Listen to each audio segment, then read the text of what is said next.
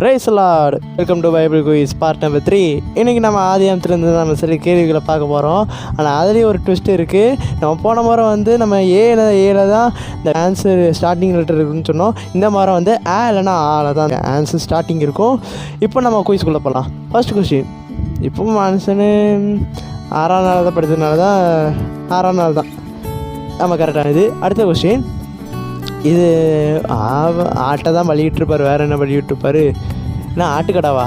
அடுத்த கொஸ்டின். ஆயினுடைய சகோதரன் ஆபேல் தான் கரெக்டாக, அது உறுதியாக சொல்ல. ஆமாம், கரெக்டான இது. அடுத்த கொஸ்டின்.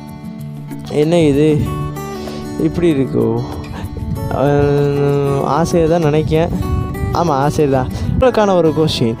தன்னுடைய 75வது வயசில் ஏசப்பாவுக்கு கீழ்ப்பணிஞ்சு அவர் காஞ்ச தேசத்துக்கு போனவன், அது யார் அந்த மனுஷன் அப்படின்னு சொல்லிட்டு நீங்கள் கரெக்டாக ஆன்சர்ஸ் கமெண்டில் சொல்லுங்கள்.